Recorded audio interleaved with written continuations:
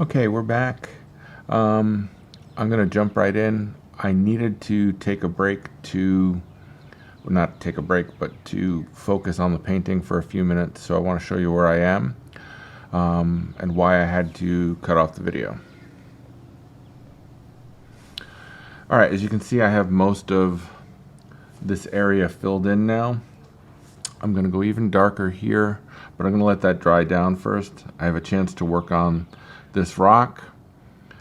This outcropping got a little bit lighter and a little bit foggier, and then there's some warm light hitting these, and that's probably as much attention as they're going to get.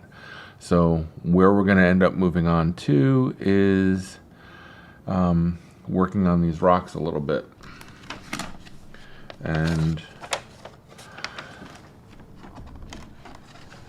I am going to stick my reference right there so I can see it, and start to mix up a little bit of a warm gold, brown, green, a little bit of everything kind of color,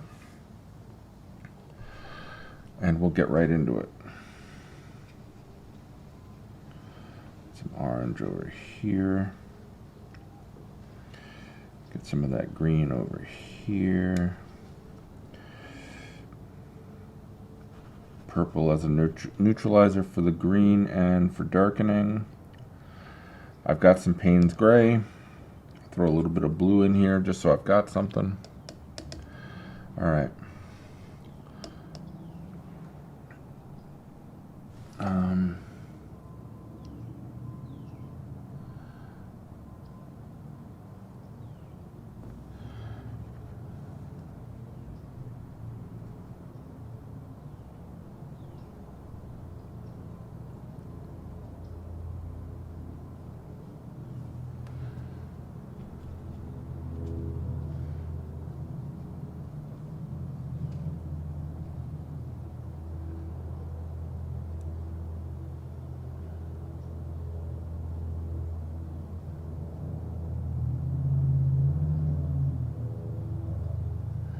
Putting in this darker color here because it helps define where the one rock ends, where the rock behind it is. And then we do the same thing here. We put a little bit of this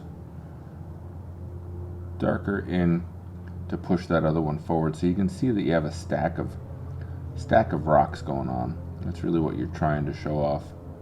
This is going to get covered up, so it's not a big deal for it to be perfect at this point. You just kind of want to have a reference. And getting in with a little dry brush, not a bad idea to pick up some color on your brush and then blot it off when you're putting it down. This helps, gives you some of that texture you want. Now this rock has a lot of gold going on. You know, it's catching that end of the day sun there in here. So we're going to throw some gold into that. And getting the value of this rock right is important because I'm going to use darker behind the rocks to push them forward. Even though it's not exactly the way it is in the photograph, I want to do that to help me get it the way I want it to show up.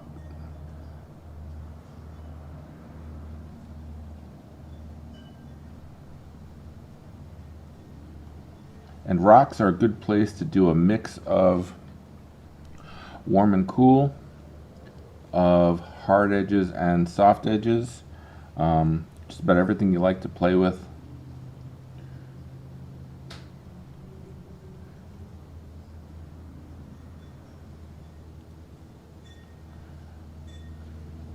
So don't be afraid to let your colors mingle, especially as you're moving from the shadow area of the rock to a more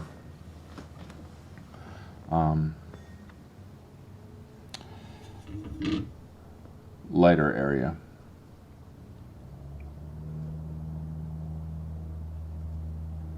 And don't forget to paint negatively to create those lighter shapes by painting your darker shapes darker.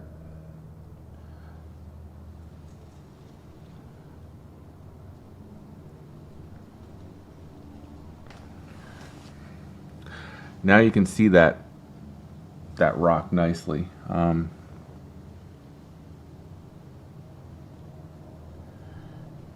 And this other one I'm going to do pretty much the same thing.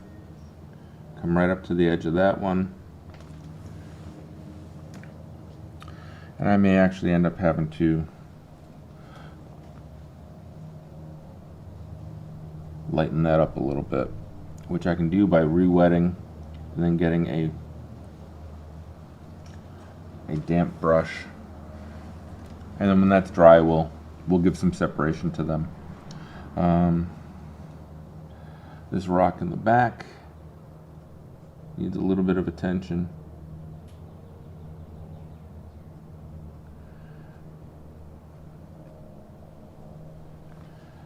And get cooler as we get down into the shadier parts of it.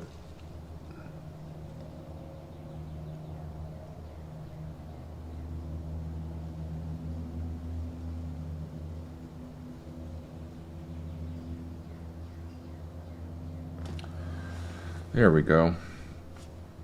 Now I see that I want to darken this, even though you got this foggy area here. In order for me to push this rock forward, I'm going to end up darkening this. It's still a little damp, so we're not going to play with that right now. I will start putting some color into the bigger rock. So let's see if we can see that. Okay. And that again has some of that nice orangey warm color here in the front, but it's not that light. I mean, there are pops of light on it, but I definitely want to get that almost pure orange color on there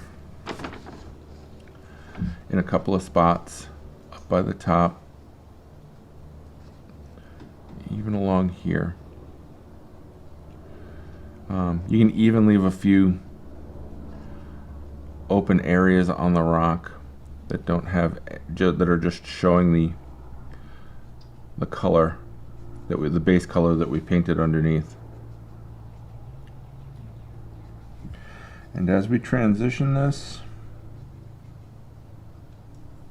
to the darker side, I'm going to start with some purple, getting the shape of this rock right, because it's kind of very in your face. So mingling those oranges with the dark color, wet into wet, gives a really nice effect. And then mingling light and dark even within your darks is a good thing to do. You know, like life, nothing is pure black or pure white. This rock is going to go fairly quickly, and then we'll stop there for a while, and we'll come back tomorrow.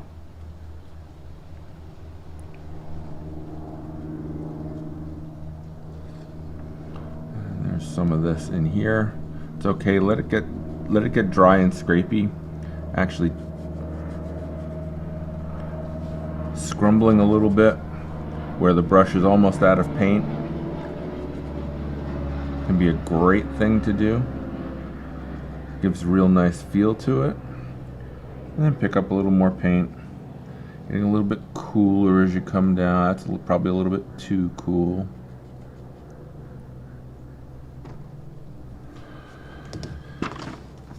So just drop some of that brown, that darker color into it.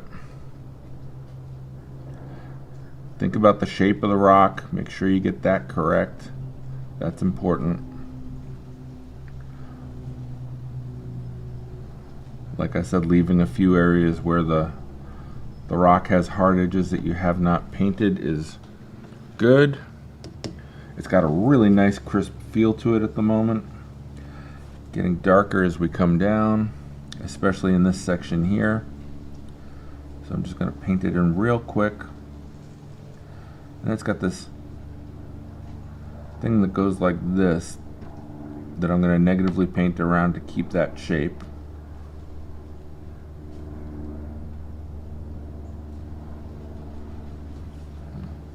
Got a loose hair on my brush.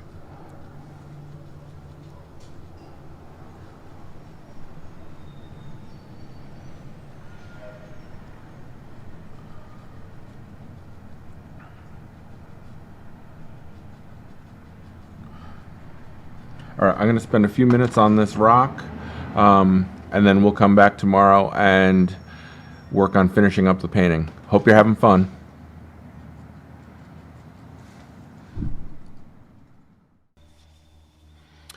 As you can see, I've come a long way towards finishing the painting. It really worked to darken this back here so I could push this rock forward. I've spent some time on this rock. It needs to be a little bit more darker in the shadows, but I love the shape of it. It's got mass, it's got weight. When I darken down this sand line, which will tie this end of the painting to this rock, and darken the water in a couple of places, we'll be in great shape. That's what I'm going to work on next. So let me get that darker water in, because that'll help me figure out where that darker sand in. So that'll help me figure out what I'm doing next. So I'm going to take some of that brown oxide that's been mixed with the orange. It's a little bit warm. I've got some purple in there, but I'm also going to throw some blue into it.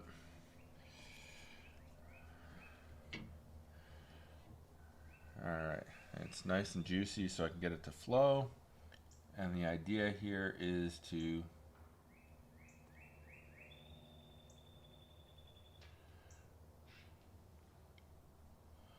I want to paint around this rock so that I get the highlight on the top of it. Like that. And the highlight on the front. There. That's better.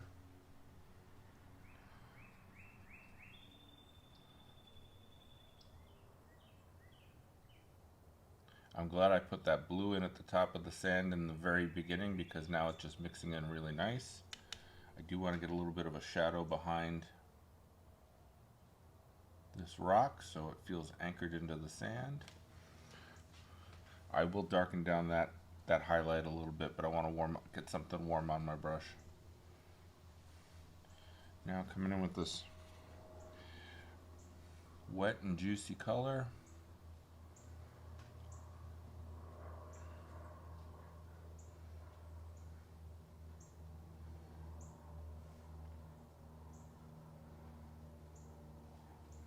And I'm leaving a little bit of separation at the edge of the sand. Something like that. And coming in and darkening it up at the bottom. Darkening up some more. Get more of that dark behind that rock. A little bit dark back here. Connecting to that shadow.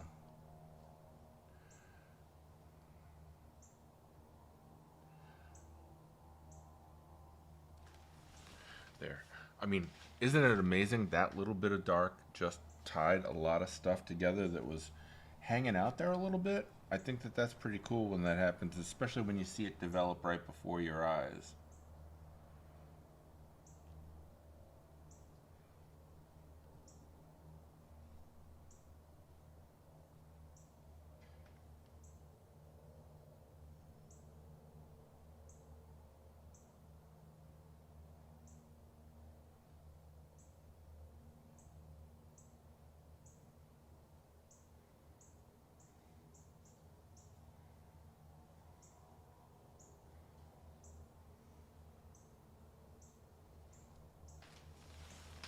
All right, that's believable. I can work with that. And we've got layers going on with those rocks. I'm gonna darken this down, but I do want to get into that water. And before I jump into that water, I want to take a look at my reference. So we've got the fog. It comes in soft. So somewhere here, like this pencil line, I'm probably gonna come in with a little bit of blue, and I'll break it up with some white, or not break it up with white, but leave some spaces so that background color shines through nicely. And this color is, it's an ultramarine blue, but I have thrown a little bit of green in there just because that blue is just a little bit too pure blue. It's just a little bit too blue. The water is, so we can come in and do a few dots and dashes here. This is actually darker coming out here like this. There's another dark patch of water here. This is where my shaky hands actually are a little bit of a blessing. And I'm dropping the brush down, picking up by the point, pushing it down. That helps give me that water feel to it. And there's a little bit of dark back in here.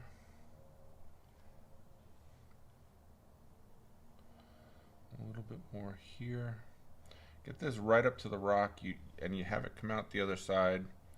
You want to definitely get that feel.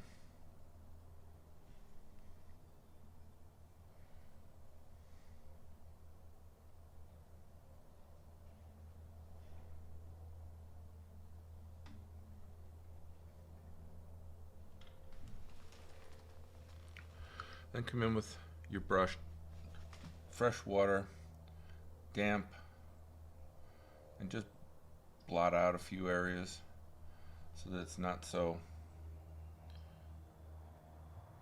matchy-matchy.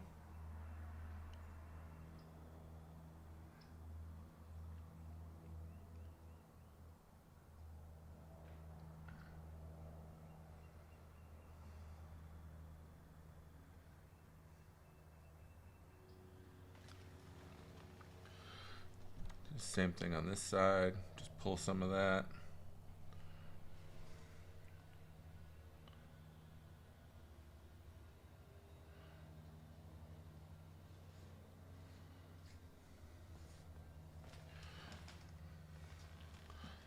That feels a bit high on this side.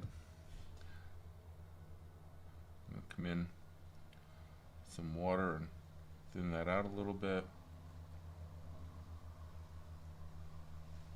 I'll probably cover over that with the fog a little bit.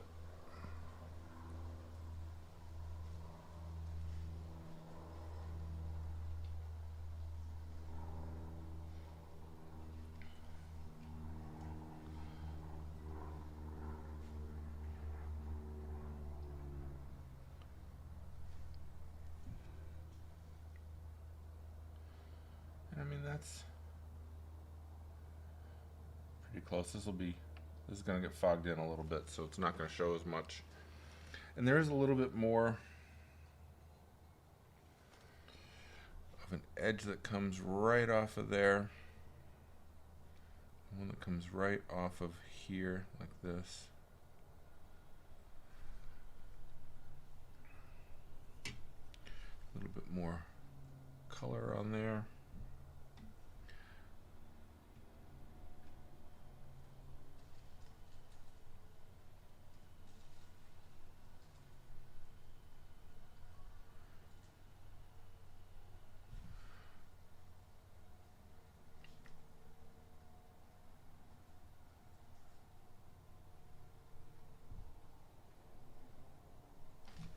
There.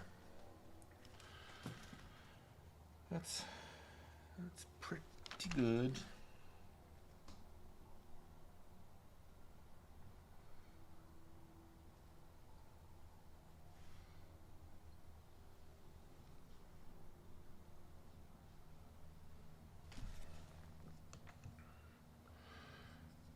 Then get your brush nice and clean and come in just above the water like that, so that it pulls up and makes that foggy edge. You want it to disappear. You don't want it to have a hard line.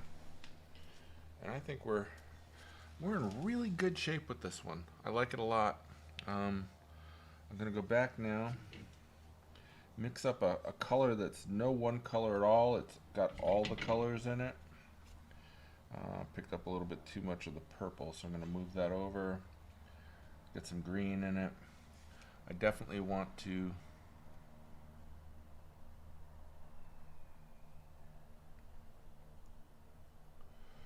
get a little bit more dark going on in this guy.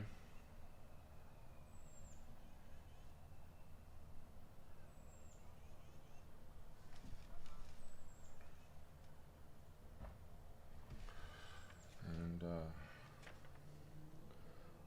rock, it does a little bit of that.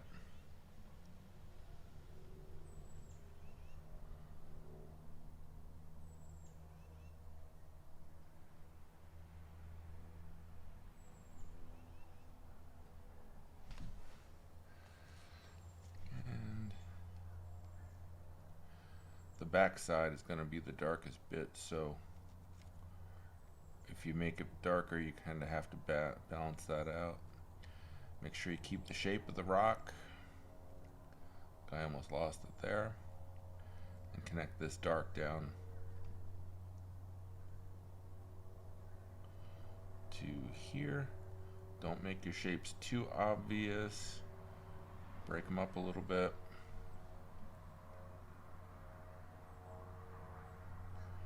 Pull that down to there, and then there's a darkness that goes on down here.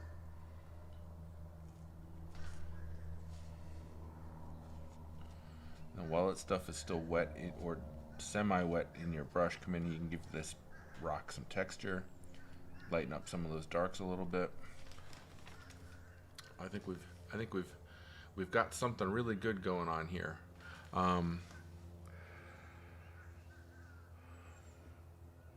Yeah, I'm gonna throw in a couple of details, but we're gonna call this one done. So we did this in a couple of sessions. I'm not sure if the videos will be 2 or 3. I'll look at the lengths of them and figure that out for you.